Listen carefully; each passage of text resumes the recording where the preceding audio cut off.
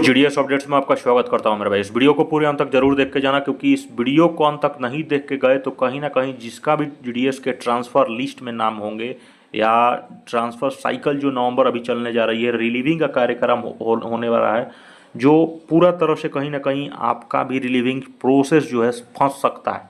और फंसेगा तो समझ जाओ मेरे भाई, ना डिविजनल के पास पावर है और ना सब डिविजनल के पास पावर है। ये पावर सब कभी भी होगा तो पीएमजी के पास पावर है, आप पीएमजी से रिक्वेस्ट कर सकते हो, और नहीं तो सीपीएमजी के पास, जो भी आपके हेड ऑफ सर्कल्स का होगा मालिक।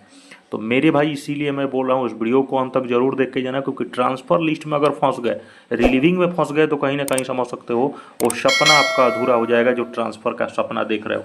क्योंकि ट्रांसफ़र लिस्ट में आने के बाद भी कितने रिलीविंग में अपना प्रोसेस नहीं समझते हैं और उस जगह पे समय से नहीं पहुंच पाते हैं, और उसके बाद फिर मेरे भाई अब समझ सकते हो कि पछताने से कुछ हो नहीं सकता है। क्योंकि ट्रांसफ़र रिलीविंग प्रक्रिया बहुत बड़ा बदलाव चेंजेज हुआ है। अब चेंजेस एक बार थोड़ा सा तुमको क्लियर कर देता हूँ। पहले थोड़ा सा एक बार ये चीज़ें शेड्यूल को समझो। शेड्यूल अभी जो भी चीज़ें अभी चल रही है, जाहिर सी बात है, समझ सकते हो कि ये करीबन 1 सालों के बाद ये जीडीएस का ट्रांसफ़र साइकिल ओपन हुआ था, जो 21 अक्टूबर से सारा कार्यकाल हुआ है अपडेशन का, वैकेंसी कैप्चर से लेके ये तुम्हारा जीडीएस ट्रांसफ़र स्टार्ट हो गया। अप्लाई 3 से लेके अपना 12-13 तक चला है। उसके बाद आप समझ सकते हो कि 17 से वेरिफिकेशन डिवीज़न का, उसके बाद 22 तक कंप्लीट। रिजल्ट पब्लिशंस का डेट था तुम्हारा 28, लेकिन इसको कंप्लीट करके आप समझ सकते हो कि 3 दिसंबर को आया। ठीक है, यानी कि फाइनली 3 दिसंबर को क्लियर कर दिया। अब सबमिशन समझ सकते हो कि 4 तक था। ठीक है, 4 to 8 था। अब रिलीविंग का कार्यक्रम मेरे भाई समझ सकते हो कि रिलीविंग वाला जो कार्यक्रम है वो 10 दिसंबर से स्टार्ट हो चुका है। ठीक है, 10 दिसंबर से लेके 24 दिसंबर तक कहीं ना कहीं ये सब चीज़ें चलने वाली है।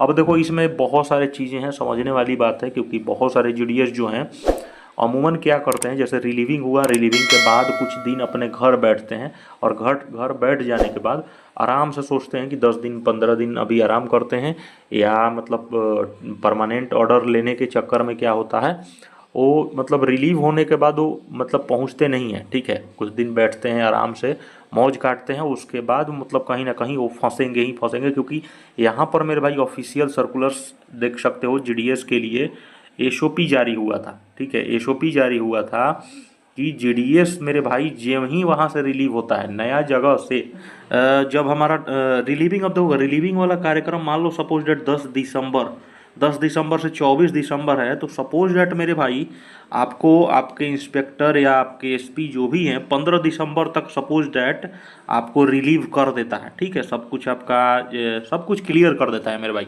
तो आप बिल्कुल अपने ओल्ड पोस्ट पे रहने की बिल्कुल मत सोचो। आप कोशिश करो कि बिल्कुल उसी दिन निकल लें या उसके अगले दिन निकल लें, क्योंकि देखो यहाँ पर पहले जैसा नहीं है। पहला वाला जो रूल 3 ट्रांसफ़र था जो 2024 में आया था, उसमें बहुत सारे जीडीएस जो क्या कर किए थे, 20 दिन 15 दिन 25 दिन आराम से मौज किए, उसके बाद वो नए जगह पे पहुंचे हैं। लेकिन अब देखो सैप ये तैयार हो चुका है। ठीक है, सैप है, ये नया पोर्टल है, और फिर उसके बाद मेरे भाई पछताने के अलावा कुछ नहीं बचेगा। यहाँ पे देखो क्लियर लिखा है कि after being relieve from the old post GDS should be join the new post with in 5 day of relieve. यानी कि तुमको 5 दिन के अंदर नए पद पे और नए पोस्ट पे, जो भी तुम नए जगह पे जा रहे हो रिलीव करके, जिस जगह पे मेरे भाई, उस जगह पे 5 दिन के अंदर उस ओल्ड पोस्ट को छोड़ के नए जगह पे जल्द से ज्वाइन करना है। हाँ, भले तुम्हारा जो भी काम है इमरजेंसी में, तो आप मेरे भाई पेड लीव लगाओ। पेड लीव लगाने के बाद 10 दिन 20 दिन जो भी चीज़ है उसको क्लियर करके 1 या 2 दिन इधर उधर मैनेज करो, और उसके बाद मेरे भाई वहाँ पर पहुँचने के बाद ही कोई भी है छुट्टी वगैरह लगा लो, क्या दिक्कत है। लेकिन मेरे भाई अभी इधर रिलीव होने से पहले इधर आप घर पहुंचते हो या 10 दिन आराम करने की कोशिश करते हो, तो फिर आपके पास पछताने के अलावा कोई कुछ नहीं बचता है मेरे भाई। क्योंकि जीडीएस को देखो कहीं ना कहीं पेड लीव अगर आपके पास होगा तो पेड लीव लगाओ, और नहीं तो लीव विदाउट अलाउंस एक लगता है, जो कि आप समझ सकते हो, नो पे नो वर्क, है ना, नो पे नो वर्क वाला।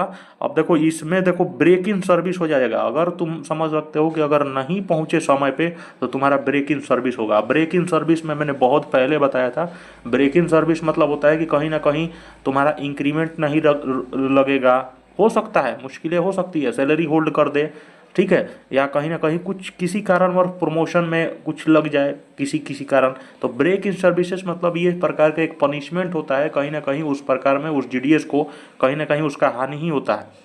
ठीक है, अब देखो वहाँ पर 5 दिन के अंदर नहीं पहुँचते हो तो आपका ब्रेक इन सर्विस, और इस चीज़ को ये माफ़ कौन कर सकता है, तो ये तुम्हारे हेड ऑफ देख सकते हो सर्कल ही माफ़ करेगा, ये और कोई नहीं कर सकता है। जो एक पीएमजी और सीपीएमजी होता है जो भी चीज़ें का, वहाँ वही कर सकते हैं, बाकी और कोई नहीं कर सकता है। इस चीज़ को समझने की बात करें और समझने की कोशिश करना है, 5 दिन के अंदर पहुँचे। और ये चीज़ें हैं मेरे भाई, क्योंकि पहले जैसे हमें नहीं सोच सकते हैं। इस वीडियो को ज़्यादा से ज़्यादा शेयर करें, सब्सक्राइब करें, अपना ख्याल रखें, लव यू मेरे भाई।